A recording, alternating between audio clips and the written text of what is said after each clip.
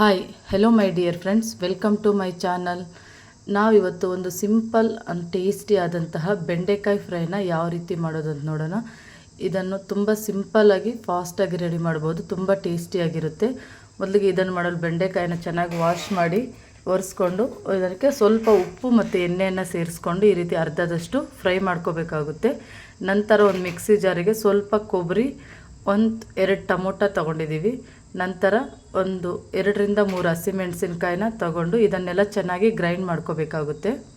ನಂತರ ಅದೇ ಫ್ರೈ ಪ್ಯಾನ್ಗೆ 1-3 ಟೇಬಲ್ ಸ್ಪೂನಷ್ಟು ಎಣ್ಣೆಯನ್ನು ಸೇರಿಸಿ ಅದಕ್ಕೆ ಸ್ವಲ್ಪ ಸಾಸಿವೆ, ಸ್ವಲ್ಪ ಜೀರಿಗೆಯನ್ನು ಹಾಕ್ಕೊಂಡು ನಂತರ ಜಜ್ಜಿ ಮಾಡ್ಕೊಂಡಂಥ 4-5 ಬೆಳ್ಳುಳ್ಳಿ ಹೆಸಲನ್ನು, 1 ಈರುಳ್ಳಿನ, ಸ್ವಲ್ಪ ಕರಿಬೇವನ್ನು ಸೇರಿಸ್ಕೊಂಡು ಸ್ವಲ್ಪ ಚೆನ್ನಾಗಿ ಫ್ರೈ ಮಾಡ್ಕೋಬೇಕಾಗುತ್ತೆ.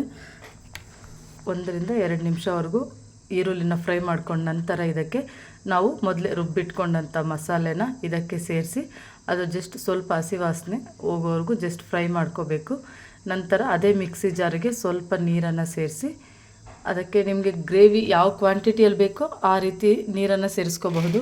ಚಪಾತಿಗೆಲ್ಲಾದರೆ ಸ್ವಲ್ಪ ಗಟ್ಟಿಯಾಗಿ ಮಾಡಿಕೊಂಡ್ರೆ ತುಂಬ ಟೇಸ್ಟಿಯಾಗಿರುತ್ತೆ.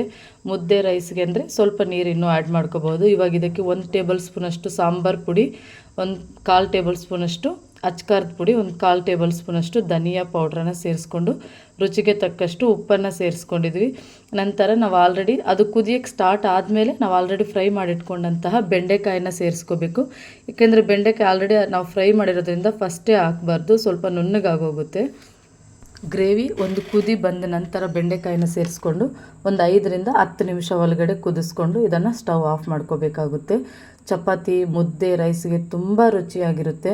ಮಾಡೋದು ತುಂಬ ಸಿಂಪಲ್ಲು, ಬಟ್ ಟೇಸ್ಟ್ ಮಾತ್ರ ತುಂಬ ಅದ್ಭುತವಾಗಿರುತ್ತೆ. ಖಂಡಿತ ಈ ರೆಸಿಪಿನ ಟ್ರೈ ಮಾಡಿ ಟೇಸ್ಟ್ ನೋಡಿ. ತುಂಬ ಸಿಂಪಲ್ಲಾಗಿ ಫಾಸ್ಟಾಗಿ ಈ ರೆಸಿಪಿ ನಾವು ರೆಡಿ ಮಾಡಬಹುದು. ಈ ವಿಡಿಯೋ ನಿಮಗೆ ಇಷ್ಟ ಆಗಿದ್ದರೆ ದಯವಿಟ್ಟು ನಮ್ಮ ಚಾನಲ್ನ ಸಬ್ಸ್ಕ್ರೈಬ್ ಮಾಡ್ಕೊಳ್ಳಿ.